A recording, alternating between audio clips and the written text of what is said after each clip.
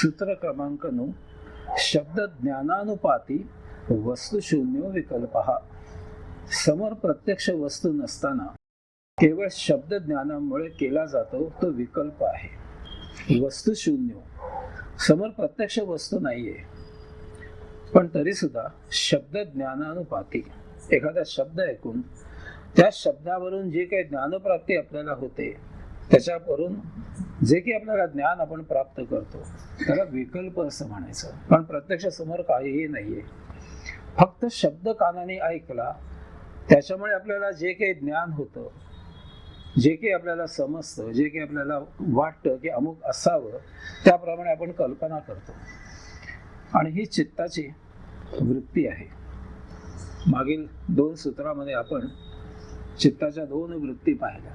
पहिलं पाहिलं प्रमाण, की काय ना काहीतरी समोर प्रत्यक्ष चक्षुर्वी सत्यम आपल्याला दिसतंय समोर, किंवा पूर्वी केव्हा तरी आपण प्रत्यक्ष अनुभवलेली गोष्ट आहे, किंवा तिसरी गोष्ट कुणीतरी एखादी गोष्ट प्रत्यक्ष अनुभवलेली आहे, त्याला आपण प्रमाण असं म्हटलं.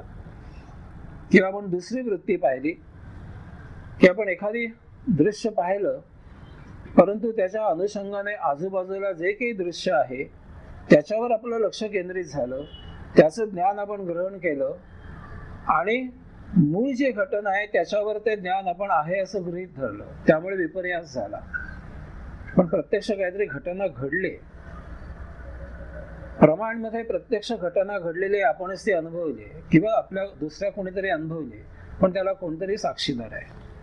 तसं विपर्ययमध्ये प्रत्यक्ष दृश्य काहीतरी घडलेलं आहे, घटना घडलेली आहे, फक्त फरक इतकाच झालाय की एका घटनेच्या अनुषंगाने जे की दुसरी घटना घडली त्याच्यावर लक्ष केंद्रित केलं, त्याचं ज्ञान प्राप्त केलं आणि ते याचं आहे असं गृहीत धरलं, म्हणून विपर्यास झाला. पण या दोन्ही वृत्तींमध्ये काहीतरी घटना प्रत्यक्ष घडले, पण या कल्पना या राज्यामध्ये काहीही घडलेलं नाहीये मुळीच सुद्धा. आणि असं असून सुद्धा केवळ काहीतरी एक शब्द ऐकायला आला आणि आपण कल्पनेच्या राज्यात घुसलो, कल्पना माड्या रचायला सुरुवात केली. वस्तू, घटना, साक्षीदार असं कोणीच नसतं अशा वेळेला. विकल्प म्हणजे विशिष्ट, विचित्र, विकृत कल्पना करायच्या. आम्ही आफ्रिकेला होतो त्यावेळेला एक गमतीशीर प्रसंग घडला. 1981 साली त्या देशामध्ये प्रथमच भारतीय सिनेमा दाखवायला सुरुवात केली टीव्हीवर. तोपर्यंत त्या लोकांना भारतीय सिनेमा माहीत नव्हते आणि पहिलाच सिनेमा दाखवला तो अमर अकबर अँथनी. आणि त्यामुळे अमिताभ बच्चनचं नाव अँथनी असं सगळ्या देशात त्याचं बारसं करून टाकलेलं. त्याला कोणी अमिताभ बच्चन म्हणून ओळखतच नाही, तिथे सगळेजण त्याला अँथनी म्हणायचे. आणि पुढे हा सिनेमा इतका आवडला त्या लोकांना त्यावेळेला, सुरुवातीलाच पहिला, की जवळजवळ 6-7 महिने फक्त अमिताभचे सिनेमा दाखवत होते. आणि तो सगळ्या देशामध्ये नुसता जीव का प्राण सगळ्यांना झालेला. आणि तो सिनेमा आठवड्यातनं एकदा दाखवायचे, शनिवारी का रविवारी, काहीतरी आठवत नाही आता नक्की. पण आमचा जो हाऊस बॉय होता तो सारखा जोशीबाबूच्या मागे लागायचा, मिसी आज इंडियन मूवी आहे, लाव ना लाव ना. त्याला ते बघायचं असायचं. आणि जे काही काम दिलेलं असेल ते हॉलमध्ये येऊन करत बसायचा. मग काय सगळेच कामं करत असे तो. आणि त्याला फार आवडायचा सिनेमा. तर त्याला मी एकदा सहज छेडलं, म्हटलं काय रे, एवढं काय आवडतं तुम्हाला आमच्या भारतीय सिनेमामध्ये? हा बॉसमॅन म्हणाला, काय मजा येते, तुम्ही ना असं ते बागेमध्ये कसं गाणं गात गात नाचत नाचत नृत्य करता ना, आम्हाला फार आवडतं सगळ्यांना. काय करू म्हणाला, आमच्या देशामध्ये एक बाग नाही, तुमच्याकडे खूप बागा असतील नाही? म्हटलं आमच्या बहुतेक सगळ्या शहरांमधनं बागा असतात. पण हे त्याला सहज बोललो, हे मग तुम्ही किती मजा केली असेल नाही? आम्ही दोघांनी कपाळाला हात लावला. म्हटलं काय बोलतो तू? हो तुम्ही असं ते मिसीला घेऊन, मिसी म्हणजे बायको तुमची घेऊन, तुम्ही असं गाणं बिणं नृत्य गात असाल ना त्या तिकडे सगळं बागेमधनं. म्हणजे मी आणि जोशी काकू कितीही कल्पना केली तर आम्ही दोघं बागेमध्ये गाणं म्हणून नाचतोय, आमच्या डोळ्यासमोर येणंच शक्य नाही. कल्पना प्रत्यक्ष पाहिलेलं त्याने काहीही नाही, पण ते बघून त्याने कल्पना केली की सगळे भारतीय मंडळी जी ते आपापल्या बायकांना किंवा प्रियसीना घेऊन तिकडे नृत्य करतात बागांमधनं, आणि त्याला ती इच्छा आहे तसं करायची. आणि त्याला वाईट वाटतंय आपल्या देशामध्ये नाहीये म्हणून. मग जेव्हा मी त्याला सांगितलं की अरे बाबा रे असं काही नाही, कुठेही असं घडत नाही, प्रत्यक्ष चुकूनही आजपर्यंत घडलेलं नाही, पुढे घडेल असं वाटत नाही आमच्या संस्कृतीमुळे.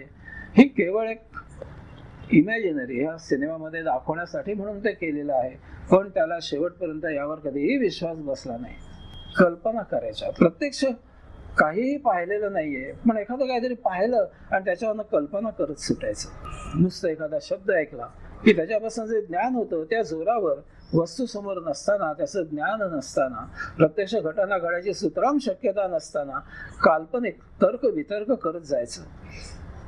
आणि याला चित्ताची जी वृत्ती आहे ही, याला विकल्प म्हणजे कल्पनामय वृत्ती असं म्हटलं जातं. आणि ही आपली वृत्ती आहे. विकल्प चित्तवृत्तीची उदाहरणं म्हणजे कथा, कादंबऱ्या, नाटक, सिनेमा, जे जे हे सगळं आहे तिथे खरोखरच प्रत्यक्ष घडत नाही अशाच गोष्टी दाखवल्या जातात. तुम्ही आम्ही सुद्धा जेव्हा बघतो तेव्हा आपण सुद्धा ती सिरियल बघताना सहज म्हणतो की आपण काही असं वागणार नाही, बघ कोणी वागेल असं वाटत नाही, पण तिथे दाखवलं जातं. आणि विशेष म्हणजे तुम्ही आम्ही ते पाहतो, हे विशेष. पुढे अवास्तव गोष्टी दाखवलेल्या असतात भरपूर. आणि मग मनुष्य जो काही आहे तर ते बघतो आणि त्याच्या डोक्यामध्ये तेवढंच घुसतं. मग ते काय, ते कोंबडी पळाली आणि ते काय 12 वाजले, ते काय शिला काय, आणि आता ते येऊ घातलेली कोणती चमेली, सगळं त्याच्या डोक्यामध्ये जातं. आणि तासनतास मनुष्य सुम्म असतो. जे काही तिथे दृश्य पाहतो त्या हिरो किंवा हिरोईनच्या जागा स्वतःला समजायचं आणि ते काय ते करायचं मनातल्या मनात. तासन तास ह्याच्यामध्ये जात असतात. भानावर येतं तेव्हा कळतं की आपण काय आहोत ते आपल्यालाच माहिती आहे. ते जे काही तिथे चालतं ते तिथे चालतं. पण कल्पनेच्या जोरावर त्या सिनेमामधलं दृश्य पाहून तो युरोपला सुद्धा हिंडून येतो, तिकडे कुठे शूटिंग बिटिंग केलेलं असतं तिथे. अशी विचित्र वृत्ती आहे चित्ताची. समोर पंच ज्ञानेंद्रियांमुळे ज्ञात होत असलेल्या गोष्टीचा प्रभाव माणसाच्या मनावर पडतो आणि तो विकल्प निर्माण करतो. स्वकर्तृत्वाचा आवाका विसरून जातो, स्वतःबद्दल गैरसमज करून घेतो आणि आत्यंतिक यशप्राप्तीच्या इच्छेतून विकल्प निर्माण होतात. सुखी विलासी जीवनाचा समज, सोन्याच्या पलंगावर बसून मोत्याचा चारा खाण्याचं, हे जे काही कल्पनाचे विश्व तो निर्माण करतो, त्यामुळे त्याचं वास्तवाचं भान सुटतं माणसाचं. आणि या विकल्पातून नेहमीच विकृती निर्माण होतात. षड्रिपूंचा ताबा मनाने घेतल्यामुळे विचित्र आणि विकृत अशा स्वरूपाच्याच गोष्टी मनामध्ये निर्माण होत जातात. यातनं चांगलं काही निर्माण होत नाही. आणि अशा प्रकारच्या विकृत आणि विचित्र मनात आलेल्या कल्पना किंवा गोष्टी ह्या राजमार्गाने कधीही प्राप्त होणाऱ्या नसतात, मुळातल्या कुठल्याच मार्गाने प्राप्त होणाऱ्या नसतात. परंतु तरी सुद्धा माणूस अशा प्रकारे मला काही मिळालं तर काय होईल याच्या मनोराज्यामध्ये नेहमी गुंतून गेलेला असतो. याचा अर्थ कल्पना करू नयेत किंवा महत्वाकांक्षा असू नये असा याचा भाग नाहीये. तर ह्या ज्या काही आपण कल्पना करतो त्या नेहमीच प्रगतीकडे नेणाऱ्या, इतरांना त्रास न देणाऱ्या, सगळ्यांचं भलं करणाऱ्या, समाजाचं भलं करणाऱ्या, देशाचं भलं करणाऱ्या अशा असाव्यात. हवेत इमले बांधणाऱ्या नसाव्यात. आणि अशा प्रकारचे आपण जर वास्तव कल्पना केल्या तर त्याला परिश्रमाची जोड देऊन केव्हा तरी त्या आपण तृप्त करू शकू. परंतु काय कल्पना करायच्या, कशा करायच्या हे माणसाच्या हातात राहत नाही. मन ह्या कल्पना करत करत करत जातो आणि आपण त्याच्यामध्ये गुंतून जातो. शब्द ज्ञानानुपाती वस्तू शून्य विकल्प. हा समोर वस्तू काही नाहीये. विशिष्ट प्रकारे कल्पना करणं हे माणसाची वृत्ती झालेली आहे. नुसतं शब्द ऐकला की माणूस त्याच्या अर्थबोधावर कल्पना करायला सुरुवात करतो. आपल्या मुलाचा आवाज दूरध्वनीवरनं ऐकायला येतो. अर्थातच त्या नुसत्या आवाजावरनं आपण समजतो की आपला मुलगा बोलतोय किंवा आपली मैत्रीण बोलते, कोण ना कोणती जे काही ओळखीचं असेल ते.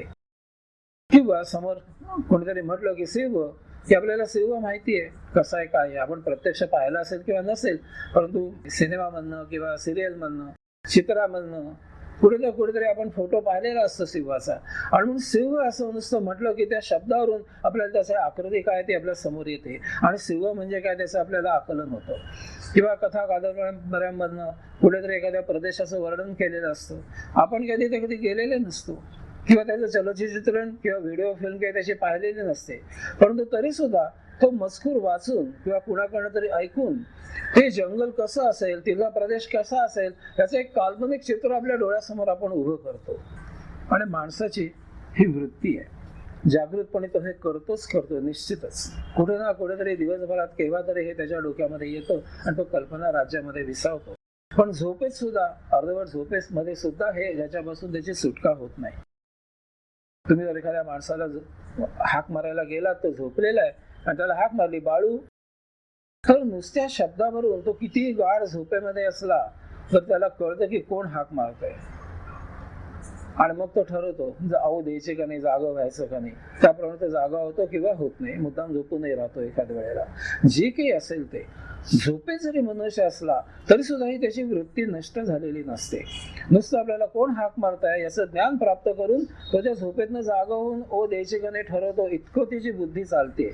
ही माणसाची वृत्ती आहे. धुणे ऐकून नुसतं जे काही ज्ञान होईल त्याच्यावर कल्पना करायची, आणि यासाठी त्याला काही खास प्रयास करावे लागत नाही. जिथे बसलाय तिथेच त्याला हे सगळं कल्पनेच्या राज्यामध्ये तो कुठे कुठे हिंडून येऊ शकतो. आता आपण इथे एक गोष्ट समजू शकतो की प्रत्यक्ष शब्द सामर्थ्य, त्याच्यामुळे प्रत्यक्ष समोर वस्तू नसली तरी सुद्धा त्या शब्दांपासून जो अर्थ होतो त्याच्यापासून कल्पना करणं हे आपण काहीतरी समजू शकतो. त्याचं कारण असं आहे की वाघ असं म्हटलं तर तो वाघ कुठेतरी प्रत्यक्षात उपलब्ध आहे, त्याचं चित्र उपलब्ध आहे. वाघाला पाहिलेले अनेक जण आहेत, आणि जर नसेल तर आपण प्राणी संग्रहालयामध्ये जाऊन प्रत्यक्ष वाघ आपण दाखवू शकतो की याला म्हणतात वाघ. आणि मग वाघ असं नुसतं ऐकलं की आपल्या समोर ते चित्र येतं वाघाचं, हे आपण समजू शकतो. का तर ती वस्तू कुठेतरी उपलब्ध आहे. परंतु अनेक अशा घटना आहेत, अनेक अशा गोष्टी आहेत की ज्या प्रत्यक्ष उपलब्धच नाहीयेत. तुम्ही त्या दाखवू शकत नाही प्रत्यक्ष, त्या फक्त कल्पना आहेत. त्याची अनुभूती माणसं घेतात, ते अनुभूती घेतलेली माणसं असतात की होय याचा अनुभव आहे, आपणही अशा अनुभूती घेतो. उदाहरणार्थ हवा असं म्हटलं तर ती प्रत्यक्ष आहे, नाही अशाला भाग नाही, पण दाखवू शकत नाही. आजपर्यंत कुणीही हवा पाहिलेली नाही, आणि तरी सुद्धा हवा म्हणजे काय हे आपण जाणून घेतो. शेवटी कल्पनाचे वास, श्रद्धा, प्रेम, धर्म, नीती, अनीती, समाजवाद, तळागाळातील लोक, धर्म, देव, परमेश्वर, ह्या सगळ्या ज्या गोष्टी आहेत ह्या प्रत्यक्ष आपण दाखवू शकत नाही. त्या फक्त आपण समजू शकतो, फील करू शकतो, जाणीव त्याची करून घेऊ शकतो. कदाचित आपल्याला काही गोष्टींचा त्यातला अनुभव येऊ शकतो. वास असं जर म्हटलं तर आपण जर दाखवू शकलो नसलो तरी वेगवेगळी फुलं आणून आपण नाकाशी धरून सांगतो, हा गुलाबाचा वास, हा सोनचाफ्याचा वास, हा अमक्या फुलाचा वास, कुठेतरी त्याचं आपण दाखवू शकतो. पण तरी सुद्धा वास असं प्रत्यक्ष अस्तित्वात नाही. आजपर्यंत कोणी वास पाहिलेला नाही, फक्त त्याची आपण जाणीव करून घेऊ शकतो. आणि शेवटी कल्पनाच कल्पना राहते. आणि याच्या पलीकडे एक विध्वंसक गोष्ट अशी निर्माण होते, ती म्हणजे धर्म आणि संस्कृती. संस्कृती असं काही प्रत्यक्ष आपण दाखवू शकत नाही, ही सुद्धा कल्पनाच आहे. शेवटी आपण म्हणतो माझ्या मुलावर मी उत्तम संस्कार केलाय. उत्तम संस्कार ही त्या माणसाची एक कल्पना असते की उत्तम संस्कार म्हणजे काय. आम्ही म्हणू की मुलगा जसा हळूहळू मोठा होत जातो, आमच्या नातवावर आता हळूहळू जशी ते पुढे त्याला रामरक्षा शिकव, संध्याकाळी त्याला बसवतात देवासमोर, त्याला काय काय स्तोत्र वगैरे म्हणायला लावतात वगैरे वगैरे, ही आपली एक संस्कारांची कल्पना आहे. पण मला एक मित्र असा भेटलेला आहे, तो मला भेटला आणि त्याला सिनेमाचा प्रचंड वेळ, प्रत्येक सिनेमा लागला की त्याने पाहायलाच पाहिजे, यासाठीच तो जन्माला आलेला आहे असं आम्ही म्हणायचं.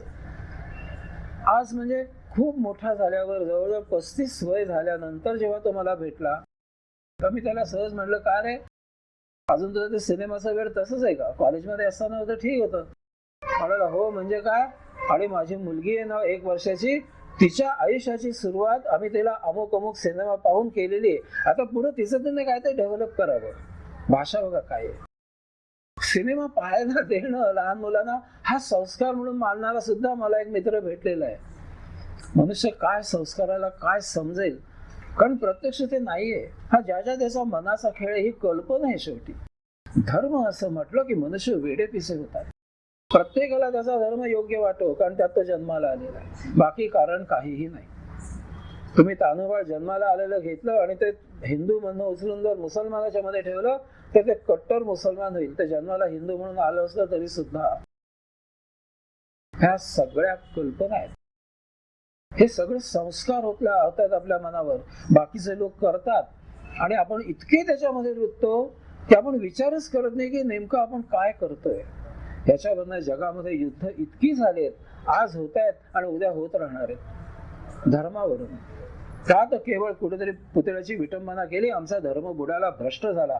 कुणी केलं बघायचं नाही, विध्वंसकपणा करायला सुरुवात करायची. बसेस तोडायच्या, दुकानं जाळायचे, लोकांना मारायचं, काय वाटेल ते करायचं. इतकी ती कल्पना जी काय आहे ती डोक्यामध्ये अशी घुसते जाऊन. या धर्मवेड्यापणी अनेक युद्ध जगामध्ये झालेत, कारण त्यांची जी काही कल्पना शक्ती इतकी तीव्र असते की त्यांना वाटतं त्यांचाच धर्म तेवढा चांगला, इतरांनी तोच स्वीकारायला पाहिजे, आणि नाही स्वीकारला तर हे लोक मनगट या जोरावर तुम्हाला सक्ती करतील आणि बाटवायला कमी करणार नाहीत. ह्या न घडणाऱ्या गोष्टीवर सुद्धा मनुष्य इतक्या थराला जाऊ शकतो केवळ कल्पनेच्या राज्यावर. या वृत्तीमुळे माणूस कल्पना रम्य वातावरणामध्ये रममाण होऊ शकतो तासन तास. परंतु त्यात सुद्धा ह्या पंच ज्ञानेंद्रियामुळे आपल्याला जे अनेक विषय ज्ञान होतात त्याच्यावर तो कल्पना करतो, त्याच्यावर तो ज्ञान प्राप्त करतो, कल्पनेनेच त्याच्यावर उपभोग घेतो, त्याचे कल्पनेनेच आनंदात राहतो, कल्पनेनेच त्या वस्तू मिळवतो, आणि भान येतं तर त्याला कळतं की यातलं काहीही प्रत्यक्ष आपण मिळवलेलं नाहीये. लहान मूल बघा, एखाद्या वेळी सकाळी झोपेतनं उठतं आणि रडत उठतं. कितीही समजूत घातली, त्याला कितीही प्रेमाने हाक मारली, मायेने जवळ घेतलं तर तो रडत थांबवत नाही. त्याला आतनं असे उमाळे येत असतात, विचारलं तरी बराच वेळ तो सांगू शकत नाही. बराच वेळ रडणं झाल्यावर आपण त्याला खोदून सारखे विचारतो, तेव्हा तो म्हणतो की माझी काल भावली होती, ती अमुक घेऊन गेला माझा सवंगडी, ती मला परत आणून पाहिजे. आपण त्याला म्हणतो, अरे तुझी बाहुली आहे की तिथे? नाही, तो काल घेऊन गेला. त्याला स्वप्न पडलेलं असतं रात्री, ते त्याला खरं वाटतं, ती कल्पना त्याला जाण येत नाही, अजाण असतं ते. त्याला स्वप्नामध्ये बाहुली हरवते, कोणतरी शेजारचा घेऊन जातो त्याचा मित्र, आणि त्याला वाटतं खरोखरच त्याने ती नेली. इतका मनुष्य कल्पनेमध्ये उतरू शकतो. त्याला व्यवस्थित माहित असतं बऱ्याच वेळेला की आपण ज्या कल्पना करतो त्या कल्पनेच्या राज्यामध्ये आपण जे गुंगून राहतो त्या सगळ्या एकतर्फी असतात. परंतु तरी सुद्धा काही कल्पना अशा विचित्र आहेत, मनावर त्याचा इतका पगडा बसलेला असतो, ही कल्पना हे माहित आहे, एकतर्फी हे माहिती आहे, समोर कोणी आपल्याला त्याच्यासाठी सहकार्य करत नाहीये, रिस्पॉन्स देत नाहीये, तरी सुद्धा अशी कल्पना तो प्रत्यक्षात आणायचा प्रयत्न करतो. आपण वर्तमानपत्रामधनं अनेक वेळा वाचतो, अगदी महिन्याला एकाहून जास्त वेळेला, की कोणीतरी एकतर्फी प्रेमातनं कुठल्या तरी मुलीच्या अंगावर तोंडावर ऍसिड फेकून दिलं. ही कल्पना आहे त्याची, तो त्या एका मुलीवर प्रेम करतो आणि त्याची कल्पना आहे, तो रात्री कल्पनेच्या राज्यात असतो की आपण दोघं जण मिळून बागेत ते सिनेमा सगळं गाणी बिणी म्हणतोय. बस त्याच्या डोक्यामध्ये पक्क बसतं की बस माझ्या या मुलीवर प्रेम आहे, तिचं माझ्यावर असायलाच पाहिजे. कल्पना इतक्या टोकाला जाते. हे व्हायलाच पाहिजे. तो म्हणतो धर्मासारखंच आहे, माझा धर्म तो चांगला, इतरांनी तो स्वीकारायला पाहिजे, नाही स्वीकारला माझ्याकडे ताकद असेल तर मी बाटवीन त्याला. इतकी मजल जाते. हे ज्या प्रेमाच्या बाबतीत होतं, एकतर्फी प्रेम, खून करायला जातात, मारामाऱ्या करायला जातात, आणि ते म्हणतात की एक मला तरी नाही तर कोणालाच नाही. अरे पण ठरवलं कोणी? तूच ठरवलं एकट्याने, तू कसं काय ठरवू शकतो? नाही, कल्पना. इतकी आत्यंतिक टोकाला ही वृत्ती घातक आणि वाईट आहे. अर्थात हे जरी मी त्याची काळी बाजू सांगितली, ही घातक सांगितली गोष्ट, पण या कल्पनेच्या राज्यामधून अधिक चांगले शोधही लावलेले आहेत. माणसाचं जीवन सुकर झालेलं आहे किंवा जास्त आपण प्रगत झालं असं म्हणू शकतो. उदाहरणार्थ, माणसाने माशाला पाहिलं पाण्यामध्ये, तो सहज लीला करतोय, संचार करतोय, फिरतोय इकडे तिकडे. त्याला कल्पना झाली की आपण पाण्यात असं फिरता आलं पाहिजे, नुसतं पोहता आलं पाहिजे आणि आत बुडी मारून आत जाता आलं पाहिजे. पाणबुडीचा शोध लागला त्याच्यावरून. पक्ष्यांना उडताना पाहून त्याने विमानाचा शोध लावला. जमिनीवर प्राणी पळतायत जोरजोरात, हरिण पळताय, कुत्रा पळतोय, त्याने गाडी शोधून काढली पळणारे. अशा प्रकारे ज्या कल्पना त्याला निर्माण होतात त्यांना चांगलं सृजनही निर्माण होतं, नाही अशातला भाग नाही. माणसाचं जीवन सुकर होतं, आरामदायी होतं. परंतु तरी सुद्धा ह्या ज्या काही वेगळ्या कल्पना आहेत त्या चांगल्या का वाईट हा मुद्दा कितीही जरी गौण ठरला तरी सुद्धा अशा शेवटी त्या कल्पना आहेत. ह्या कल्पना जोपर्यंत प्रत्यक्षात उतरत नाहीत आणि तोपर्यंत त्या वेगळ्या विध्वंसक मार्गाला जाऊ शकतात. आता मगाशी उदाहरण दिलं तसं एकतर्फी प्रेम आहे, त्या मुलीला नाही पसंत ते, तर तो विध्वंसक मार्गाला जाईल. पण यातनं जर त्याने खरोखरच स्वीकार केला त्या मुलीने, तर त्यांचं आयुष्य एकमेकांना सहभागी सुद्धा होतील, त्या लग्न करतील. चांगल्या मार्गाला कल्पना जाईलच याची खात्री देता येत नाही. प्रगती होते, माणसाचं जीवन सुकर होऊ शकतं.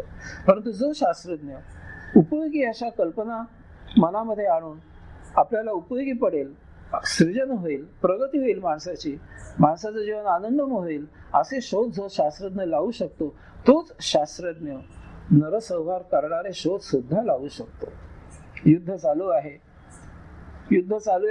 जमिनीवरनं एकमेकांजवळ लढतायत तलवारी घेऊन, पण कुठेतरी कोणाच्या तरी डोक्यात आलं की नाही, हे काही बरोबर नाही एकमेकांना जाऊन तलवारी भिडवायच्या, आपण लांब राहून त्याला ठार मारता आलं पाहिजे. बंदुकीची कल्पना आली त्याच्या डोक्यात आणि ती प्रत्यक्ष आली आचरण. तेवढ्याने भागलं नाही, तर म्हणतो अरे बंदुकी उडवून तोफा उडवून तिकडे काय उपयोग आहे, हवेत जाऊन आपल्याला बॉम्ब टाकता आलं पाहिजे, वरनं काहीतरी फेकता आलं पाहिजे. अणुबॉम्बचा शोध लागला. पुढे कल्पना आली, अणुबॉम्बने किती मेले रे, बघा काय विचार आहे भयानक. शास्त्रज्ञाला तो सेनापती सांगतोय अरे टाकला अणुबॉम्ब, फक्त 100 लोक मेले. एवढं विमान घेऊन वर गेलो, इतके कष्ट घेतले आणि त्या कष्टाचं फळ काय, फक्त 100 लोक मारू शकलो. त्याच्यापेक्षा चांगला बॉम्ब नाही का बनवू शकत. मग तो म्हणतो बनवतो की 1,00,000 लोक मरतील, हा घे बॉम्ब. आणि आता तर म्हणतात हिरोशिमा नागासाकीवर टाकलेले बॉम्ब हे काहीच नाही, त्याच्यात 100 पट विध्वंस करतील असे बॉम्ब आज प्रत्यक्ष सगळ्यांकडे आहेत, बहुतेक देशांकडे आहेत, फक्त ते बोलत नाही तेवढंच. एवढ्याने भागलं का, नाही भागलं. आता माणसाला विचार आला की पृथ्वीवर शत्रू आहेत, सगळेच हवेत येऊन युद्ध करतायत, आपण बाहेर जायचं पृथ्वीच्या आणि तिथनं पृथ्वीवरच्या शत्रूवर काहीतरी अस्त्र टाकता आलं पाहिजे. झालं तर चंद्रावर गेला सुद्धा, पोहोचला तिथे. आता कुठल्या तरी ग्रहाचा शोध चालला की जिथे पाणी असेल, राहता येईल, 4 शस्त्र घेऊन तिथे बसायचं आणि इकडनं फोन गेला की अमुक मनुष्य वाईट आहे, तो युद्ध करतोय आपल्या देशाशी, की वरनं त्या देशावर बॉम्ब फेकून द्यायचा. कल्पनामधून मनुष्य स्वतःचं स्वामित्व गाजवणं आणि त्यासाठी विध्वंस करणं यासाठी सहज प्रवृत्त होतो. आध्यात्मिक कारण काय, त्याची उत्क्रांती झाली पशुवृत्तीपासून. स्वामित्व गाजवायचं, दुसऱ्याला ठार मारायचं, स्वतःच्या पोटासाठी दुसऱ्याला मारून खायचं, हे अजूनही वृत्ती जात नाहीये, अंगातनं जात नाही, रक्तातनं त्यातून जात नाहीये. हे जे संस्कार आहेत ते पुस जात नाहीयेत. त्याला उत्तर एकच येते, म्हणजे अध्यात्म, सत्संग, प्रवचन, या पलीकडे त्याला दुसरं उत्तर नाहीये. कारण वृत्ती एरवी सुधारायच्याच नाहीत. मनाच्या कल्पना सामर्थ्यामधून महाभयानक तसंच अतिथोर उपकारक गोष्टी सुद्धा घडू शकतात. अनेक वेळा आपण अशी रस्त्याने माणसं पाहतो की आपण चालत असतो, तोही मनुष्य समोरून येतो आणि एकदम अचानक उभा राहतो आणि बोलायला सुरुवात करतो. आपण अवाक होतो. अवाक म्हणजे खरोखरच आपण थबकतो चालता चालता, किंवा बोलतोय कोणाजवळ, समोर तर कोणीच नाहीये आणि तो इतकं छान बोलत असतो की समोर कोणतरी खरोखरच त्याला भेटलाय आणि तो गप्पा मारायला सुरुवात करतो, हात वरे करून. तुम्ही सुद्धा समोर जे मैत्रीण भेटला की जसं बोलाल तसाच तो बोलत असतो. का, त्याच्या डोक्यात कल्पना की समोर आहे, आपल्याला भेटलाय मनुष्य, आणि मग तो गप्पा मारतो. दोन्ही बाजूने तोच बोलत असतो, सगळे संवाद, एकपात्री प्रयोग चाललेला असतो. हे केवळ कल्पनेचं राज्य आहे. मग अशा लोकांना जर योग्य कोणी भेटला तर त्यांना ते बाहेर पडू शकतात ह्याच्यामधून. आपल्या या योगोपचारामध्ये माझ्याकडे असे अनेक जण येऊन गेलेले आहेत, बरे होऊन गेलेले आहेत. मनामध्ये हेच की मला अमुक प्रॉपर्टी मिळायला पाहिजे, ते वडिलांनी दिली नाही, वडील गेले, भावाने लुटलं, मला एवढं पाहिजे, मला तेवढं पाहिजे, मी असं करीन, मी तसं करीन, मी एवढा बिझनेस निर्माण करेन, मी असं करीन. ह्या सगळ्या कल्पना करून करून डोकं नुसतं बथ्थड झालेलं. योगोपचाराने हे लोक बाहेर येऊ शकतात. मी प्रत्यक्ष असे आणलेले आहेत लोक बाहेर, अतिशय प्रयास पडतात. त्यांना प्रेमाने मायेने सुस्कारून सांगावं लागतं की बाबा ही कल्पना, ही वृत्ती आहे, यातनं बाहेर पड आणि प्रत्यक्ष कर्तृत्व कर. येतात इथलं बरे होऊ शकतात. ह्या कल्पनेचा प्रभाव इतका जबरदस्त आहे की एखादा मनुष्य खरोखर जर रोगी असेल, आता मी सांगितलं तसं, आणि त्याला जर आपण सांगितलं तुला काहीही झालेलं नाहीये, प्रथम आधी गोळ्या बंद करून टाक, तुला काहीही झालेलं नाहीये. हाही प्रयोग मी केलेले आहेत अनेक साधिकांवरती, विशेष करून लेडीज या प्रकारच्या असतात. मला काहीतरी होत आहे, मला बरं नसतं, मी अशक्त आहे, असं आहे तसं आहे. घरामध्ये वातावरण एखाद्या वेळी तसं असतं की त्यांना वाटतं आपण आजारी आहेत. कोणतरी उगाच काहीतरी बोलतं, हाक मारताना वेडे वाकडे हाक मारले जातात, ए जाडे, ए लुकडे, अरे काय हे, ए खोके, अशा हाका मारल्या जातात घरामध्ये, प्रत्यक्ष त्यांच्या कुटुंबियांकडून. मग त्या मनावर इतका त्यांच्या पगडा बसतो की त्यांना वाटतं आपण खरंच आजारी आहोत आणि यातनं बाहेर पडणे शक्य नाहीये. अशा साधिका बाहेर येतात, येऊ शकतात. पण त्यांना जर आपण सांगितलं की तुला काहीही झालेलं नाहीये, हे आधी लक्षात घे, हा केवळ कल्पना आहे तुझी. बाकीच्या लोक बोलतात म्हणून तू कल्पना करून घेतलेस, प्रत्यक्ष नाहीये तसं. हळूहळू ते जागेवर येतात. असा मनुष्य बरा अगोदरच असलेला, त्याला कल्पना गेली की त्याला वाटायला लागतं हा मी खरंच बरी आहे. उलटही होऊ शकतं. एखादा खरोखरच निरोगी असतो, त्याला कोणतरी सांगतं तू आजारी आहे, आजारी आहे, आजारी आहे. घरातलेच लोक बोलत असतात सारखे विनाकारण, आणि तो खरोखरच आजारी हंतरून पकडतो. इतके मनावर ह्या कल्पनेच्या राज्याचा अतिशय परिणाम होतो, प्रचंड परिणाम होतो. असं म्हणतात की युद्धावर जायच्या आधी हिटलर सैनिकांना समोर जमवायचा आणि आत बराच वेळ तो अर्धा एक तास भाषण द्यायचा, स्वतःजवळ समोर आरशासमोर उभा राहून. आणि त्या आवेशामध्ये प्रचंड अंगामध्ये त्या संचारलेल्या स्थितीत तो बाहेर यायचा आणि मग त्यांच्या समोर बोलायचा. आणि ते सगळे सैनिक इतके प्रभावित व्हायचे त्याच्या भाषणाने. केवळ कल्पना की असंच आहे, शत्रू असा आहे, अमुक आहे, तमुक आहे, तुम्हाला देशासाठी लढायला पाहिजे वगैरे वगैरे. वीरश्री यायची त्यांच्या अंगामध्ये आणि ते लढाई जिंकून यायचे त्याचे सैनिक. केवळ कल्पना, केवळ भाषण. आजही तेच चाललंय. आतंकवादी ह्याचाच उपयोग करतायत. काय उपयोग करतायत ते सांगतायत सगळ्या तरुण लोकांना की तुम्ही जर जिहादमध्ये सहभागी झालात, तुम्ही जर काफरांना मारलत, तर स्वर्गामध्ये तुमच्यासाठी अप्सरा स्वागताला उभ्या आहेत. ही केवळ कल्पना आहे. पण ऐन तारुण्यामध्ये त्यांच्यावर अशा प्रभावीपणे त्यांचं ब्रेन वॉशिंग केलं जातं की त्यांना खरोखरच वाटतं की हे जीवन हे काय आहे. आणि सगळे गरीब आलेले लोक निवडतात की नाहीतरी आपण उपाशी मरतोय, मेलो धर्मासाठी, जर आपण प्राण दिले तर वरती स्वर्गामध्ये आपल्याला स्वर्ग मिळेल, आपण असं असं जगू. या केवळ कल्पना, या एवढी कल्पना ऐकून लोक मरायला तयार होतात युद्धामध्ये जाऊन. इतकी भयानक शक्ती आहे या कल्पनेमध्ये. पण ते किती जरी सत्य असलं, किती जरी असत्य असलं, असत्य म्हणजे अशासाठी म्हणजे क्लिष्ट की या कल्पनेमुळे विध्वंस होतो, आणि अक्लिष्ट म्हणजे कल्पनेमुळे शोध लावतात, माणसाचं जीवन सुकर होतं. शास्त्रज्ञ त्याच्यावरच सगळं शोध लावतात. कल्पनेच्या जोरावर काहीतरी घडतं आणि कल्पना सुचते. जेम्स वेबने काय केलंय वेगळं? काही नाही. ते किटली उडाली, त्याला वाटलं ताकद आहे, कल्पना आली डोक्यामध्ये, झालं इंजिनाचा वाफेच्या शक्तीचा करून कितीतरी इंजिन चालायला लागली त्याच्यावर. हे सत्य कितीही जरी असलं तरी सुद्धा अध्यात्माच्या दृष्टीने, योगाभ्यासाच्या दृष्टीने ही कल्पना, ही जी वृत्ती आहे ती आपल्याला निश्चितच निरोध करायची आहे. कल्पना विलासाचा अध्यात्मासाठी नेहमीच त्रासदायक होतो आणि त्रास होतो. एकाग्रता ढळते किंवा एकाग्रता आपल्याला साधतच नाही या कल्पनेमुळे. बसलं ध्यानाला की मनामध्ये असंख्य कल्पना येतात, अनेक गोष्टी घडलेल्या असतात भूतकाळामध्ये, आणि आपण कल्पनेच्या राज्यामध्ये तरंगायला लागतो, ध्यान बाजूला राहतो. आणि म्हणून ही जी वृत्ती आहे कल्पनेची, ही वृत्ती आपल्याला निश्चितपणे निरोध करायला पाहिजे. सूत्र क्रमांक 10, अभाव प्रत्ययालंबना वृत्तीर्निद्रा. वस्तूच्या अभावावर अनुभव करणाऱ्या वृत्तीचं आलंबन म्हणजे निद्रा. चित्ताची चौथी वृत्ती म्हणजे निद्रा. अभाव प्रत्यय आलंबना. प्रत्यय म्हणजे काय? प्रत्यय म्हणजे प्रत्यक्ष अनुभव घेणं, ज्ञान. एखाद्या गोष्टीचा मला प्रत्यय आला म्हणजे एखाद्या गोष्टीचा मला अनुभव आला असं आपण म्हणतो. आणि त्याचा अभाव होणं, प्रत्ययाचा अनुभव येणं, बंद होणं. आलंबन, आलंबन म्हणजे काय? थोडक्यात सांगायचं म्हणजे धारणा. एखादं दृश्य असतं, त्याचा आपल्याला प्रत्यय येणं म्हणजे त्याचं ज्ञान मिळणं हे थांबतं, त्याचा अभाव होतो, आणि अशा वेळेला आपल्याला झोप येते. शब्दशः अर्थ त्या सूत्राचा असा आहे.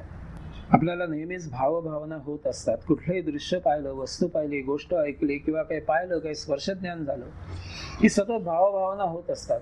आणि भावभावना निर्माण झाल्या की पंचज्ञानेंद्रियांना ज्ञान प्राप्त होतं आणि ते आपल्या मेंदूला पाठवलं जातं. हे ज्ञानार्जन सतत आपल्याला होत असतं भाव निर्माण होत असल्यामुळे. जोपर्यंत हे भाव आपण आकलन करून घेतोय, जोपर्यंत हे भाव आपल्याला होत आहेत, तोपर्यंत काय होतं? आपण कार्यरत राहतो. परंतु आपण असे बसलोय, आपण दृश्य पाहतोय, पण एखाद्या वेळी अशी स्थिती येते की प्रत्यक्ष समोर दृश्य घडताय, त्याचे भावभावना हळूहळू आपल्या देहामध्ये निर्माण होणं बंद होऊन जातं. आपण त्यातनं घेत असलेलं ज्ञान, ते आकलन जे की आपल्याला होतं ते थबकतं, थांबतं. त्याला निद्रा म्हणायचं. आपण घेऊ शकत नाही ज्ञान, आपल्याला झोप येते अशा वेळेला. काही वेळेला उलटही होतं. शरीर ज्ञान घेत असतं आणि ज्ञान घेऊन घेऊन घेऊन ते थकतं. त्याची शारीरिक क्षमता ज्ञान ग्रहण करायची संपते. मग अशा वेळेला ते झोकून देतं स्वतःला. झोप येते. आपण बऱ्याच वेळेला ज्यांना चटकन झोप येत नाही असे लोक पुस्तक वगैरे काहीतरी वाचायला घेतात आणि ते वाचत वाचत पुस्तक गळून पडतं, आपण झोपून जातो. कारण डोळे आता आणि काही वाचूच शकत नाही, त्यांची ताकद संपते डोळ्यांची, ते मिटतात, आपण थकतात.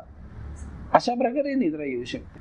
किंवा तुम्ही सिरियल बघत असता, जेवण झाल्यानंतर एक एक मेंबर हळू जांभई देतो आणि आत जातो, कारण आता ते पाहणं शक्य होत नाही संपलं.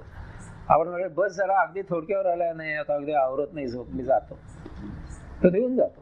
ही माणसाची वृत्ती म्हणून पतंजलीने सांगितली आहे. म्हणजे एखाद्या माणसाच्या अंगामध्ये अनेक गुण असतात आणि एखादा मनुष्य असा भेटतो की त्याच्या अंगामध्ये गुणच नाहीत. हा सुद्धा एक गुण आहे. एखाद्याच्या अंगामध्ये अजिबात गुण नसणं हा सुद्धा एक प्रकारचा गुण आहे. तसं चित्त एखाद्या अनेक गोष्टीच्या भावाभावना निर्माण करून घेत असतं आणि एक वेळ अशी येते की भावाभावना निर्माण करू शकत नाही, कुठलीच भावना नाही. अशा वेळेला निद्रा येते. योगाधिराज पतंजलीने चित्ताच्या ह्या निद्रा या वृत्तीचा निरोध करायला सांगितलंय. आणि वास्तविक पाहिलं तर निद्रा तर अतिशय आवश्यक आहे, प्रत्येकाला आवश्यक आहे. कमीत कमी 8 तास झोपावं असं सांगितलेलं आहे. म्हणजे दिवसाचे 24 तास असतील तर 1/3 आयुष्य आपण झोपेत काढावं असं सांगितलेलं आहे. 60 वर्ष मी जगलो, मी 20 वर्ष झोपेत काढलेले आहेत. खरं वाटत नाही आपल्याला मागे पाहिलं की 20 वर्ष आयुष्यातले मी झोपून काढले 60 पैकी. 8 तास झोपावं माणसाने असं सांगितलेलं आहे. तेच निरोगी ठेवतं, तुम्हाला 16 तास ताजंतवानं ठेवतं. आणि अशा प्रकारच्या निद्रेला पतंजली म्हणतात निरोध करा, पण तसं नाहीये, गैरसमज करून घ्यायचा नाही. ही जी आवश्यक झोप आहे, शरीर थकतं भागतं काम करून, स्वधर्माने स्वकर्म जे काही केलेलं असतं त्यामुळे शरीराला जेव्हा थकवा येतो आणि तुम्हाला ही जी आवश्यक निद्रा आहे 8 तास ती तुम्ही सगळ्यांनी घ्यायलाच पाहिजे. परंतु बऱ्याच वेळेला अनावश्यक अवेळी काही कारण नसताना आपलं चित्त आहे हे निद्राधीन व्हायला पाहतं. आळस किंवा एखादी गोष्ट कंटाळवाणी होते, नको, झोपायची वेळ नसते, झोपायचं कारण नसतं, तरी सुद्धा झोप यायला लागते माणसाला. कारण तो अवयव थकतो, त्याच्यामध्ये आपल्याला रस नसतो, एखाद्या गोष्टीमध्ये आपल्याला कंटाळा यायला लागतो. माझ्याबरोबर कुणी जर आलं शास्त्रीय संगीताला, तर जांभया द्यायला लागेल त्याला आवड नसेल तर, आणि बाकीचे लोक मजा मारत असे, हा क्या बात आहे क्या बात आहे ऐकत असतील, आणि त्यामुळे कसली बात आली झोपतो मी.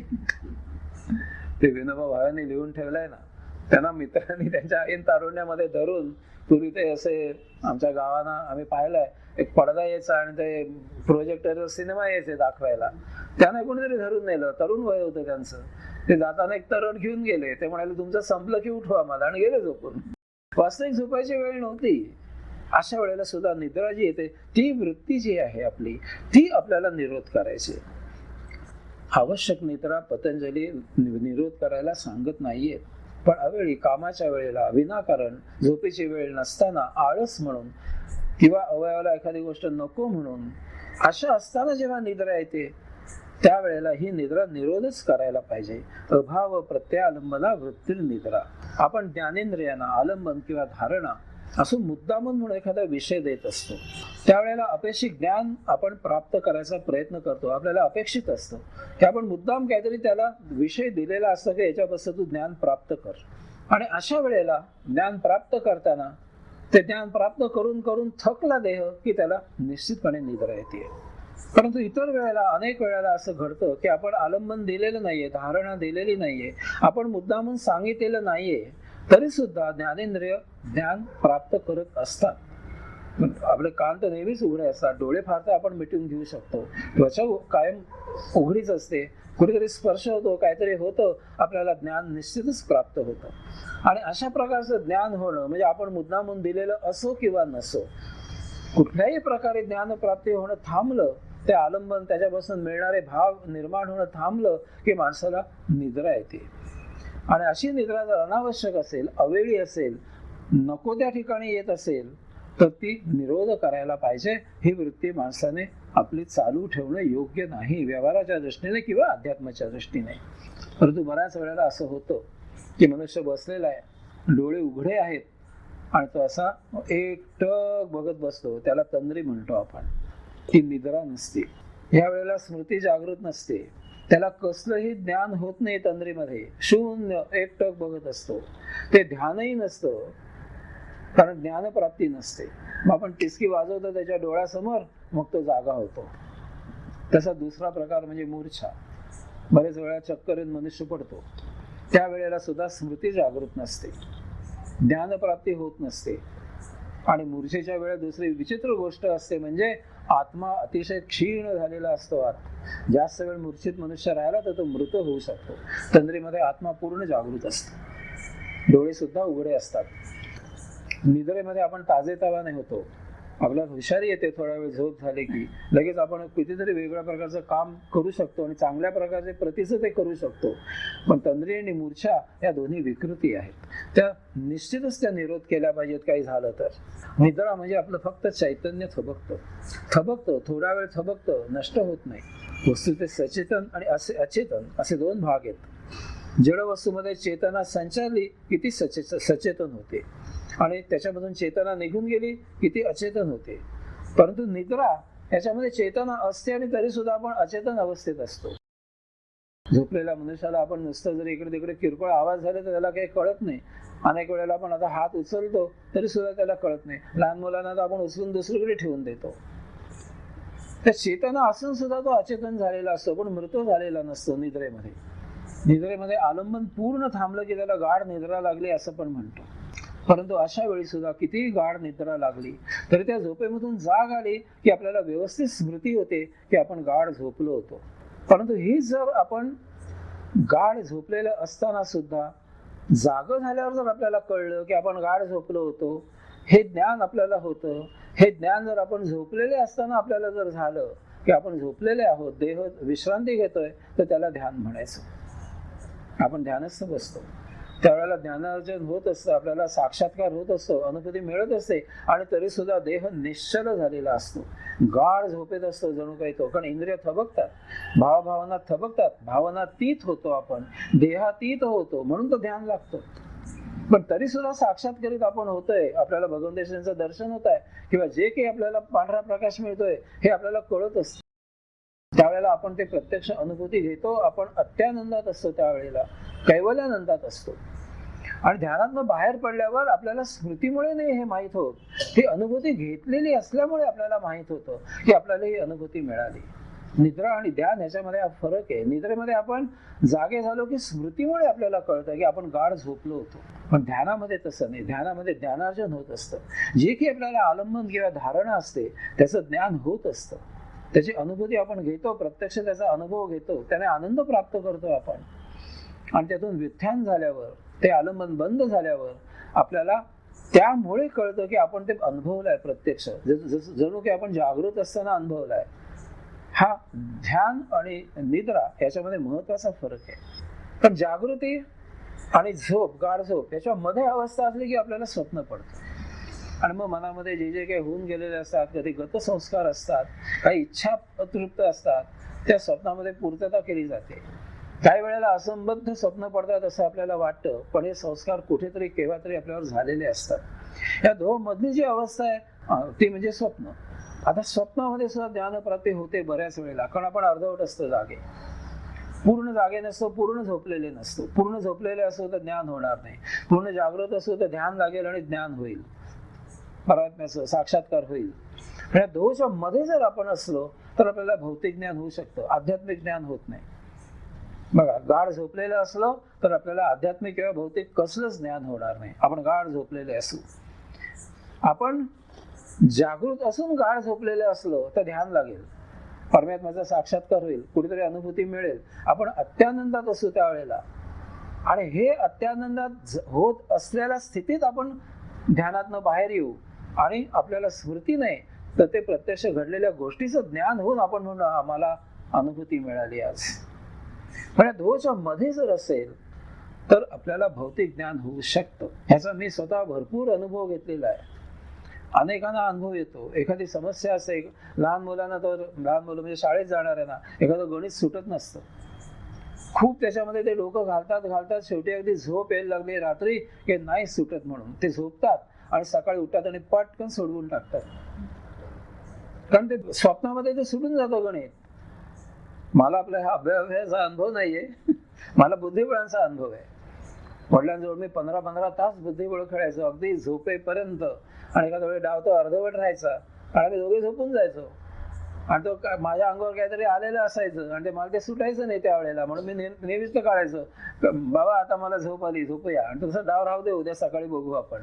आणि मला झोपेत तो डाव सुटायचा. दुसऱ्या दिवशी मी त्यांना हरवलेलं असायचं सकाळी उठून. झोपेमध्ये सुटतं, ध्यान प्राप्त होतं. एखादी समस्या तुम्ही घेऊन जर झोपलात तर तुम्हाला निश्चित असं होतं. आणि त्याचा उपयोग आपण अध्यात्मासाठी करतो. मी नेहमीच शिबिरामध्ये सांगतो की रात्री झोपताना जप करत करत करत झोपी जा. सकाळी तुम्ही जप करत करत करत करत उठाल आणि त्याच्यात की उत्तम स्थिती नाही. परमात्म्याचं नाव घेत घेत झोपायचं. सकाळी आपोआप नाव घेत घेत घेत घेत झोपेनं आपण जागं झालं पाहिजे. म्हणजे संपूर्ण झोपेत आपल्याला परमात्म्याची स्मृती होती. यातनं हळूहळू ध्यान लागायला आपली प्रगती होत जाते. आता निद्रेबद्दल कितीही मी इतकं बोललो असलो, चांगलं किंवा वाईट, तरी सुद्धा अध्यात्माच्या दृष्टीने निद्रा ही वृत्ती आहे. ध्यानाच्या वेळेला निद्रा येता कामा नाही. ध्यानाच्या वेळेला आपण जागृतच असायला पाहिजे आणि तरी सुद्धा आपला देह निद्रिस्त झालेला असला पाहिजे. ही किमया साधायला पाहिजे. आणि म्हणून निद्रेचा आपण नेहमीच निरोध करायचा आहे, अनावश्यक निद्रेचा. आपल्याला पाहिजे जेव्हा काम करायचं आहे त्यावेळेला निद्रा लागता कामा नाही. आणि म्हणून आपण ध्यानाला बसलो त्यावेळी काही झोपेची वेळ नसते की त्यावेळेला आपल्याला निद्रा लागत नाही, पण तरी सुद्धा आपण भावनातीत होतो, देहातीत होतो आणि आपल्याला परमात्म्याचं दर्शन होऊ शकतं. सूत्र क्रमांक 11, अनुभूत विषया संप्रमोष स्मृती. ही आपल्या 5 वृत्तींपैकी ही शेवटची वृत्ती आहे, 5वी. ती म्हणजे स्मृती. पूर्वी अनुभव घेतलेल्या विषयांचं चित्तात जे स्फुरण होतं ते म्हणजे स्मृती. अनुभूत विषय, भूत म्हणजे मागे घडलेले आणि अनु म्हणजे मागोमाग येणं. मागे घडलेल्या विषयांच्या मागोमाग जे काही आपल्याला ज्ञान प्राप्त होतं किंवा मागे घडलेल्या घटनांमुळे आपल्याला जी ज्ञानप्राप्ती होते, ही ज्ञानप्राप्ती असंप्रमोष म्हणजे अनुभवामुळे चित्तात निर्माण होणारं अनुसंधान. म्हणजे काय तर मागे काहीतरी घटना घडली, ही घटना आपल्याला माहिती आहे आणि त्या घटनेबद्दल आपला काहीतरी संबंध तयार होतो आणि अशी घटना आपोआप आपल्या स्मृतीमध्ये जाऊन बसते, त्याची आठवण आपल्याला राहते, त्याला स्मृती म्हणायचं. पण त्या स्मृतीची एक मोठी गंमत अशी आहे की स्मृती आपल्याला कितीही कशी असली तरी ती जेव्हा त्या पोतडीतनं आपण बाहेर काढतो त्यावेळेला आपण ती संपादित करून बाहेर काढतो, एडिटेड आवृत्ती बाहेर काढतो. कधीही जशीच्या तशी स्मृती आपण बाहेर काढत नाही. महालबाड होत आपण. नवीनच लग्न झालेलं असतं, जातात फिरायला कुठे MG रोडला नाही तर FC रोडला आणि असे परिचय रोजचं रस्ता ना असं हिंडत असतात. बायको सहज विचारते, इकडे नेहमी येत होता वाटतं तुम्ही लग्नाच्या आधी. आपण सावध होतो, लगेच पुरुष सावध होतो. हा आमचा मोठा ग्रुप होता कॉलेजला, आम्ही कधी कधी यायचो MG रोडला. मग काय आपलं इकडे बुधानीकडे थोडं फरसाण विरसाण काहीतरी खायचं, वेफर्स वगैरे, ग्रीनफील्डला जाऊन कॉफी प्यायची आणि जायचं. एवढंच घडतं का त्यावेळेला? नाही, बरंच घडतं, पण ते सांगायचं नाही. FC रोडला गेलं तर सांगायचं, हा JM रोडला फिरायचं, संभाजी पार्कला भेळ खायची, मग वैशालीत जाऊन जायचं, FC रोडला कॉफी प्यायची. एवढंच होतं का रे त्यावेळेला? नाही, बरंच काही होतं. पण स्मृतीमधनं बाहेर येताना त्या पोतडीतनं एडिटेड कॉपी बाहेर येते. नेहमी आपल्याला जे पाहिजे, जे चांगलं गोंडस असेल तेवढं बाहेर येतं, की आपल्याला जे सांगायचं असतं तेवढंच सांगितलं जातं. बाकीच्या गोष्टी असतात ना अशा डोक्याला तशा चावत असतात. आपल्याला कळतं ते, अरे हो आपण थांब म्हणतो, थांब थांब, ते नाही, बाहेर नाही काढायचंय, थांब तिथे. स्मृती कधी सत्य प्रकारे सांगितल्या जात नाहीत. स्मृती म्हणजे आठवण, लक्षात ठेवणं. कुठली गोष्ट एखादी घडली आणि ती भूतकाळात जमा व्हायला लागली की ती आपोआप आपल्या स्मृतीमध्ये जाते. आणि वेग किती आहे माहिती आहे का? तुम्ही कॉम्प्युटरवर बसता आणि ते काहीतरी काम करता आणि मधनं मधनं सेव्ह सेव्ह असं त्या कॉम्प्युटरला इन्स्ट्रक्शन देता. इन्स्ट्रक्शन दिली सेव्ह की तो कॉम्प्युटर सेव्ह करतो, तोपर्यंत नाही करत. तसं आपलं नाहीये. घटना घडता घडता घडता स्मृती जाऊन बसते. जबरदस्त वेग आहे त्याला, स्वयंभू आहे ती. तुमच्या मनात असो नसो ते आज जाऊन बसणारच बसणार. आणि म्हणून ती वृत्ती आहे असं सांगतायत पतंजली. आणि ध्यानाला ती नेहमीच मारक असते. अनेक वर्षांपूर्वी आपण एखाद्या ठिकाणी जाऊन आलेले असतो, एखादा मित्र आपल्याला त्या ठिकाणाचं नाव सांगतो, आपल्या स्मृती लगेच चाळवतात. कोणतरी गोव्याबद्दल बोलतो, आपणही झालेले असतो, जाऊन आलेले असतो, आपण लगेच भरभरून बोलायला लागतो त्याबद्दल. आणि हे कसं उत्स्फूर्तपणे पडा पडा पडा बाहेर यायला लागतात स्मृती. पण कशा? एडिटेड आवृत्ती, संपादित आवृत्ती. गोव्याला काय काय केलं तर समोरचा मनुष्य बघून सांगितलं जातं. तिथे फेणी पेलेली असेल तर मित्र आहे का समोर, मग सांगायचं. वडील आहेत का, काका आहेत का, मन हे सांगायचं. मग अगदी सोज्वळ नाही, नुसतं समुद्र किनारी दर्शन घेऊन, सूर्यदर्शन घेऊन आलो. नेहमी संपादित आवृत्ती बाहेर येत असते स्मृतीची. काही वेळेला स्मृती हा मुद्दाम आपल्याला जागृत कराव्या लागतात. उदाहरणार्थ परीक्षेला विद्यार्थी जातो, तो पेपर लिहिताना मुद्दामून मागचा अभ्यास काय केला आपण ते आठवून आठवून आठवून लिहावं लागतं. किंवा कथाकथन करताना आम्ही आता प्रवचन देतो, यावेळेला स्मृतीमधून काढाव्या लागतात आपल्याला गोष्टी. हा, हे असं आहे, असं आहे. किंवा कुठे आपल्याला पुरावा म्हणून सांगावं लागतं, त्यावेळेला काय काय घटना घडली त्यावेळेला ती स्मृतीमध्ये आपल्याला मुद्दाम आठवून सांगावी लागते. पण एखाद्या वेळेला असंही घडतं की आपल्याला एखादी गोष्ट आठवायची असते आणि ते आठवत नाही. आपण त्याचा नाद सोडून देतो आणि मग केव्हा तरी 4-5 तासाने एकदम कुठेतरी पटकन दिवा लावा तसं लागतं की हा, ते अमुक नाही का, मगाशी मी आठवत होतो. पण स्मृतीमध्ये आज जाताना ती आपली अजिबात परवानगी विचारत नाही. घटना घडत असताना वर्तमान काळात असता ते आज जाऊन बसते.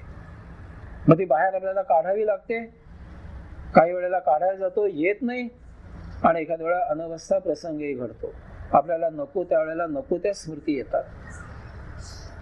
विशेष करून अगदी म्हणजे अतिशय गंभीरपणे आपण एखादं काम करत असतो, आजूबाजूला मोठा साहेब आलेला असतो आणि आपल्याला एखादा वाचलेला जोकच आठवतो. आता काय करायचं?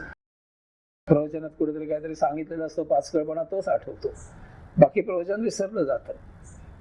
नेमकंच बाहेर येतं, कारण सगळं वातावरण गंभीर असतं आणि मनाला ते बिलकुल आवडत नाही. अरे काय असं उदास सगळे, काहीतरी हसाविसा, ते काहीतरी वेगळीच गोष्ट येते स्मृतीमध्ये. आणि सगळ्यात खर होतं तो म्हणजे 2 मिनिटं स्तब्धता पाळायला लावतात ना. हा अनुभव सगळ्यांनीच घेतला असेल.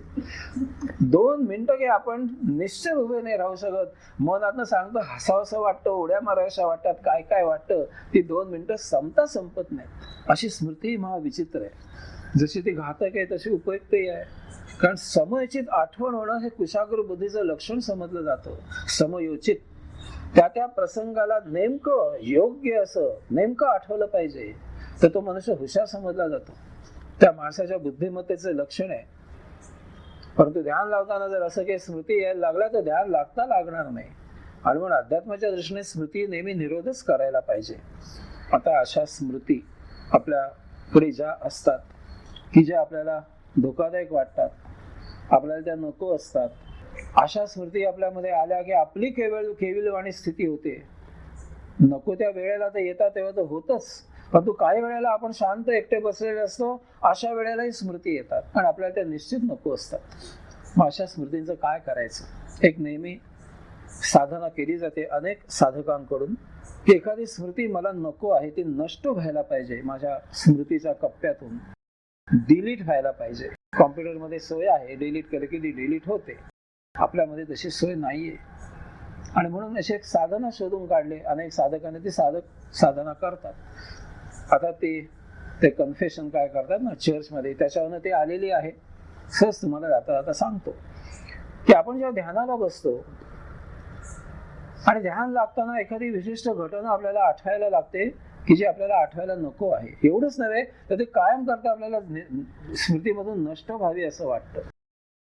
एखाद्या वेळा आपण कुटुंबियांमध्ये असतो आणि नको ती घटना नेमकी जाचक वाटते, त्यावेळेला ही नको आहे आपल्याला. एकटे बसलेले असतो शांतपणे, नेमकं ते काहीतरी नको ते आठवतं आणि सगळं आपला एकांत नष्ट होऊन जातो, बिघडून जातो, मूड जातो आपला, एकदम नको वाटतं सगळं.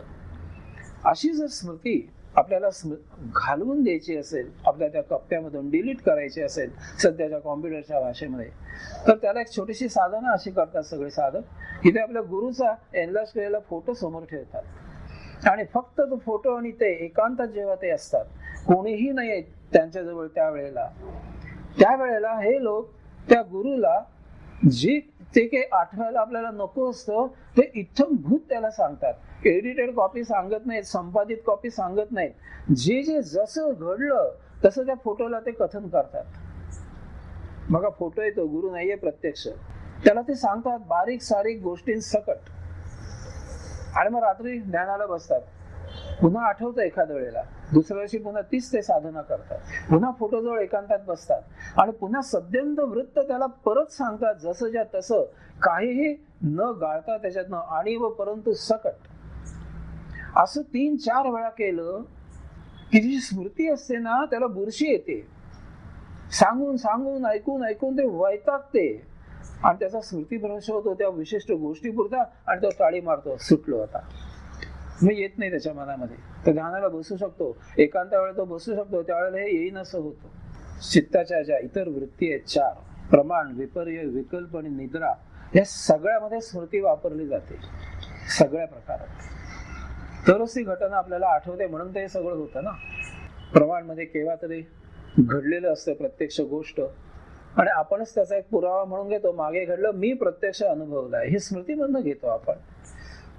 विपर्ययामध्ये तेच, एखाद्या घटनेमध्ये आपण पाहतो, त्याच्या अनुषंगाने घडलेली घटना आपल्याला आठवते आणि आपण म्हणतो की ही त्यावेळेला हे घडलं. ज्ञान फक्त विपर्यास करतो आपण, ते स्मृतीमधनच आपण घेतो. कल्पनेच्या राज्यात सुद्धा तेच होतं, असंबद्ध, प्रत्यक्ष न घडलेलं, प्रत्यक्ष न घडणारं का होईना, पण ज्या काही कल्पना येतात त्या स्मृतीमधूनच येतात, त्याला स्मृतीमधूनच ज्ञान घेतलं जातं.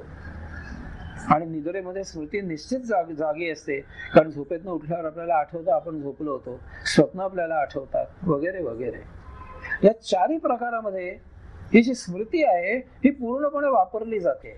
याचा अर्थ काय होतो, तुम्ही जर स्मृतीवर काबू आणला तर या 4 गोष्टी निरोध करणं फार सोपं जातं. ही 5वी जी वृत्ती आहे शेवटची, ही जर तुम्ही निरोध करायला शिकलात तर उरलेल्या 4 गोष्टी बऱ्याचशा क्षीण होतात, निष्प्रभ होतात. त्या निरोध करणं फार सोपं जातं. म्हणून ही स्मृती ही जी वृत्ती आहे ही जास्त महत्वाची, निरोध करणं. बाकीच्या 4 वृत्ती आपोआप क्षीण व्हायला लागतात स्मृती गेली की. अर्थात स्मृती ज्या आहेत त्या जरी निरोध केल्या तरी सुद्धा मगाशी मी सांगितलं त्याप्रमाणे आपल्या ध्यानामध्ये व्यत्यय येणार आहे, आपल्या कर्मयोगामध्ये त्रास देणार आहे, आपल्या नित्य आनंदी जीवनामध्ये, म्हणजे कुटुंबियांसमोर आपण बसलोय किंवा मित्रांजवळ गप्पा मारतोय, अशा वेळी येणाऱ्या जाचक स्मृती याचा निरोध करायचा, कटाक्ष नाही ठेवायचा आहे लक्षात. इतर स्मृती ज्या आहेत त्या आपल्याला अतिशय उपयुक्त आहेत. आपण काम करतोय आणि आपल्याला जर हिशेब करताना गणितच आठवलं नाही तर नाही चालणार. ती स्मृती आपल्याला निश्चितच जतन करायची. एखादा प्रवचनकार आहे, त्याला जर काही आठवलं नाही तर प्रवचन कसं देणार, शक्य नाहीये. त्या स्मृती ही पूर्णपणे घालवायची नाहीये. आपल्याला जे जे करायचंय तेवढंच आपल्याला नष्ट करता आलं पाहिजे, आणि म्हणून ती कला आहे. नेमक्या तेवढ्या स्मृती आपल्याला नष्ट करायच्या आहेत, आणि त्यासाठी हा सगळा निरोध करायचा कसा ते आपल्याला शिकायचं आहे. अशा प्रकारच्या 5 वृत्ती पतंजलीने, प्रमाण, विपर्य, विकल्प, निद्रा आणि स्मृती, अशा 5 वृत्ती चित्ताच्या ज्या आपल्या आहेत त्या आपल्याला त्याने आतापर्यंत सांगितल्या, आणि त्याचा निरोध करायला सांगितलाय अध्यात्माच्या दृष्टीने, ध्यान धारणा करायच्या दृष्टीने. कारण पतंजली योगसूत्रांचा सगळा प्रयास जो आहे तो तुम्हाला कैवल्यानंदाला नेऊन पोहोचवणं हा आहे. त्यासाठी ध्यानधारणा कशी करावी, आत्म्याशी संधान कसं साधावं, आत्मा तुमच्याशी कसा सतत संधान ठेवून तुम्ही ठेवावा, हा सगळा प्रयास पतंजली आपल्याला सांगतायत. आणि आता यानंतर पुढे जी सूत्र आहेत त्या सगळ्या चित्तवृत्तींचा निरोध कसा करायचा त्याचं प्रत्यक्ष पतंजली आपल्याला आता मार्गदर्शन करणार आहे की तुम्ही करायचं काय. यासाठी समस्या सांगून झाली. 5 मोठे राक्षस तुमच्या पुढे आणून त्याने उभे केलेत की या तुमच्या वृत्ती आहेत, पण त्याचं पारिपत्य करायचं, जी काही कला आहे ती आता आपल्याला पुढील सूत्रांपासून ते सांगणार आहेत. यासाठी तुम्ही काय करावं. आता खरोखर प्रत्यक्ष अभ्यासाला सुरुवात झाली. हे सगळं आता नष्ट कसं करायचं, आपण निरोध कसं करायचं. सूत्र क्रमांक 12, अभ्यास वैराग्याम तन निरोध. अभ्यास आणि वैराग्याने चित्तवृत्तींचा निरोध साधता येतो. अभ्यास आणि वैराग्य.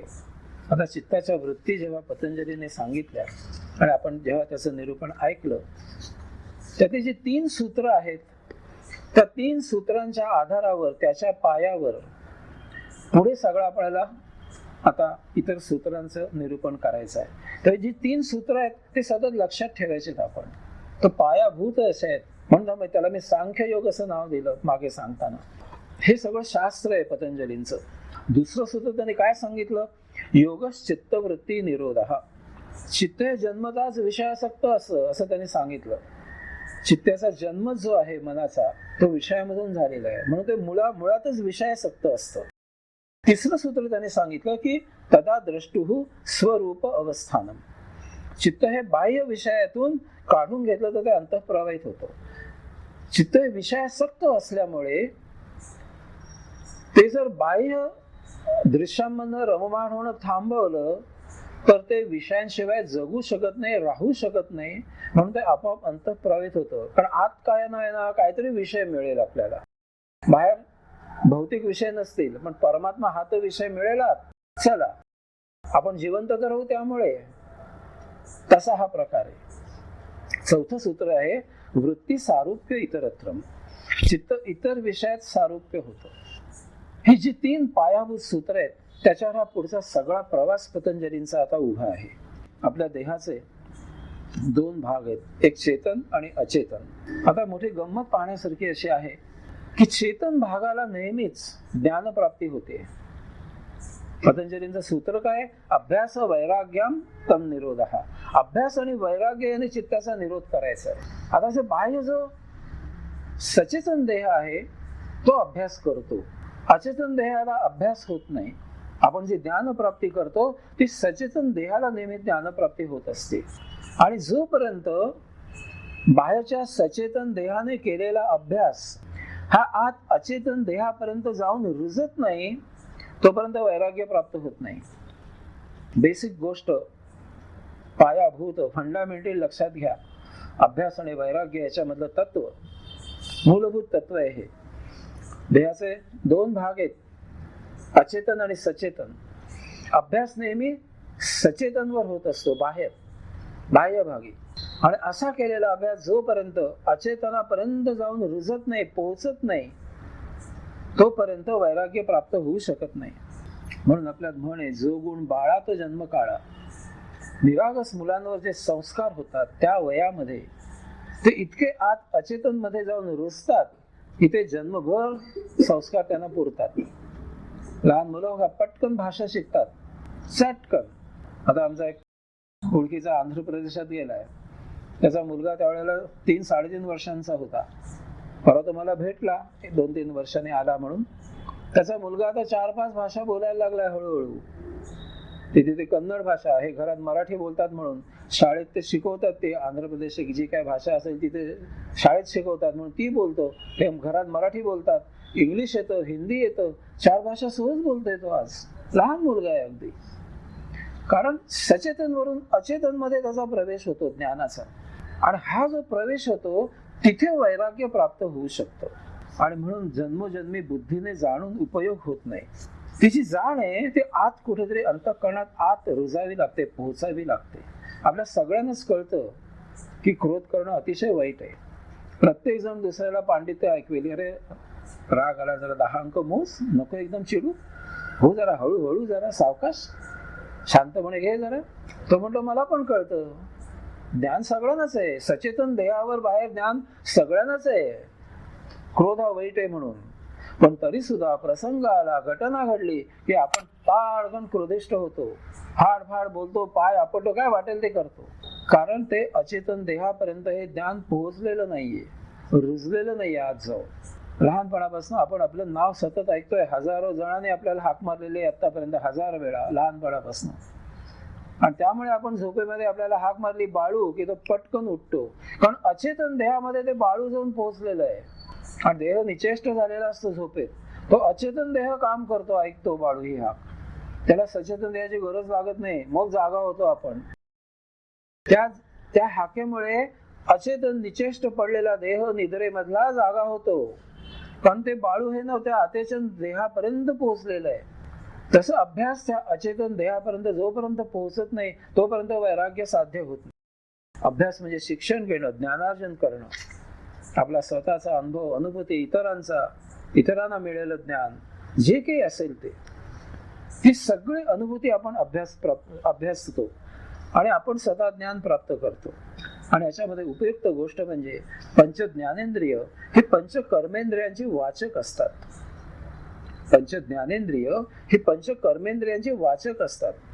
कुठलीही घटना घडली बाहेर पंच कर्मेंद्रियांकडून ही पंच ज्ञानेंद्रिय त्याचं निरीक्षण करतात, वाचक असतात ती, आणि त्यामधून ते ज्ञानप्राप्ती करतात. म्हणून अभ्यास म्हणजे काय आहे? वाचक म्हणजे निरीक्षण. कुठलीही गोष्ट आपण निरीक्षण प्रथम करायचं असतं. पटकन आपण निर्णयावर यायचं नाही पाहता क्षणी की अमुक अमुक, तो उतावळेपणा कधीही करायचा नसतं. शांतपणे ऐकायचं, निरीक्षण करायचं, पचवून घ्यायचं काय चाललंय ते, आणि मग निरीक्षण करून झालं की मनन म्हणजे त्याचं रसग्रहण करायचं. जे आपण जे काही अनुभवलं आता त्याचं विश्लेषण करायचं, रसग्रहण करायचं, हे नक्की काय आहे ते सर्व प्रकारे सर्व बाजूने जाणून घ्यायचं, मनन करायचं, आणि मग त्याच्यावर विचार म्हणजे निर्णयात्मक तत्व त्यातनं निर्माण करायचं की आता मी याच्यावर काय करायचं. घाई करायचे नाही, निरीक्षण करायचं, विश्लेषण करायचं, आणि त्याच्यावर विचार करून आपली कृती ठरवायची, आणि मग आचार शेवटी म्हणजे प्रत्यक्ष कृती. ह्या 4 पायऱ्या आहेत अभ्यासाच्या. ह्या एकेका पायरीने गेलं की पूर्ण अभ्यास होतो, आणि असा अभ्यास जर आपण केला तर तो अचेतन देहापर्यंत जाऊन पोहोचतो. आता वृत्ती निरोध करण्यासाठी अभ्यासाचं मुख्य काय तत्व आहे ते समजावून घ्यायचं आहे आपल्याला. आपण आता ज्या माणसाच्या 5 वृत्ती पाहिल्या, त्या कुठल्याही 2 वृत्ती एकाच वेळेला आपल्यामध्ये कधीही निर्माण होत नाहीत. ह्या 5 पैकी कुठल्याही 2 वृत्ती एकाच वेळेला आपल्यामध्ये कधीही उद्भवत नाहीत. नेहमी एकच वृत्ती असते आपल्यामध्ये कुठली तरी, ती लोप पावते, दुसरी उगम पावते, दुसरी लोप पावते, तिसरी उगम पावते. मग त्या वृत्तीच्या अनेक छटा आहेत, लाखो वृत्ती आहेत. मग एक जाते दुसरी येते, एक लय पावते दुसरी उगम पावते. लय पावणं आणि उगम पावणं याच्यामध्ये क्षणभर वेळ जातो, कालव्यय होतो. हा योगक्षण असतो, तो पकडता आला पाहिजे. तुम्ही आजपासून आता हे ऐकलाय, लगेच कामाला लागा. तुम्ही शांत बसले, आता मनामध्ये एखादा विषय आला तर तिथून तो विषय लोप पावून, नष्ट होऊन, क्षीण होऊन दुसरा विषय उद्भवल्याला मध्ये वेळ जातो, हे तुमच्या लक्षात येईल. आणि नेमकं तुम्ही तिथे उभं राहायला शिकायचं आहे, तो अभ्यास म्हणायचं. म्हणजे काय होतं, हा विषय जातो आणि दुसऱ्याला आपण थांबू शकतो. थांब, मला शांत बसायचं, एकांतात बसायचं आहे, तू येऊ नको आता. तुम्हाला दुसरी एक त्यासाठी युक्ती सांगतो की अशी सवय करायची, एकदम ध्यानाला बसायला सुरुवात नाही करायची. शांत एकटं बसायचं एकांतात आणि वाट बघायची आपल्या मनामध्ये कुठला विषय येतोय. संध्याकाळी नवरा ऑफिसमधनं यायचा असतो, मुलं कॉलेजमधनं किंवा शाळेमधनं यायची असतात, तुम्ही गृहिणी वाट बघत बसता. हा आता वेळ झाली, येतील बरं का आता सगळी, पण घरात एकट्या बसून कंटाळतात, स्वाभाविक वाट बघता. तशी तुम्ही वाट बघा, शांत बसायचं. बघा साधना काय सांगतोय, शांत बसा आणि तुम्ही स्वतःच वाट बघा की कुठला विषय आपल्या मनामध्ये येतोय. विषय पटकन येणार नाही तुमच्या मनामध्ये. मी काय सांगतोय बघा, जोपर्यंत तुम्ही वाट बघताय तोपर्यंत मनामध्ये विषय येणं थांबेल. केव्हा येईल? वाट बघणं तुम्ही जेव्हा विसरून जाल त्याच क्षणी विषय पटकन आत उडी मारेल. गाफील झालात तुम्ही. करून बघा, प्रत्यक्ष तुम्हाला अनुभव येईल तुम्हाला याचा. जोपर्यंत तुम्ही शांत बसून वाट बघताय कुठला विषय येतो माझ्या समोर की मी त्याला सांगेन चल अजिबात येऊ नको इथे, आपल्याला नकोय, कारण आपल्याला निरोध करायचा आहे, तोपर्यंत विषय येणार नाही. रखवालदार उभा आहे दंडा घेऊन तिथे. पण काही वेळाने असं होतं की तुम्ही गाफील होता, कोणी काही येत नाही, चला आता जाऊया असं आपण म्हणतो ना, आता सगळे येऊन झाले, करा प्रवचन सुरू, तसं येते. बराच वेळ झाला नाही, आता काही विषय येत नाही, तुम्ही म्हणता आता ध्यानस्थ बसूया आपण, नेमका त्यावेळेला विषय टपक. ही जी वाट बघणे हा अभ्यास असतो, आणि मग तुम्हाला ती सवय लागते. वाट न बघता सुद्धा वाट बघायची, मग विषय येणं थांबतं, तुमचं ध्यान लागायला मदत होते. आता वैराग्य म्हणजे काय ते समजावून घेऊया थोडंसं. आपल्या मनामध्ये वैराग्य कठीण का जातं त्याचं कारण समजावून घ्या. आपल्या मनामध्ये अनेक विषय असतात, अनेक अनेक अनंत, त्याला काही मर्यादाच नाहीये. परंतु त्याची वर्गवारी 2 मुख्य ह्याच्यामध्ये होऊ शकते. एक म्हणजे आवडीचे विषय, एक नावडीचे विषय. ही मुख्य वर्गवारी आहे आपल्या विषयांची. आपल्याला एक हवेसे वाटतात ते आपण म्हणतो त्यांना अक्लिष्ट, आणि जे नको नकोसे वाटतात त्यांना म्हणतो आपण क्लिष्ट. नको, आपल्याला नको ते. आणि म्हणजे हवेसे विषय असतात आपल्या आवडीचे, तिकडे आपण आकृष्ट होतो लगेच, स्वाभाविकच. मानसिकता आहे. जे आवडतं तिथे आपण लक्ष घालतो, त्याच्यात रुची होते, त्याचा रस निर्माण होतो, आणि तिकडे आपण नेहमीच आकृष्ट होतो.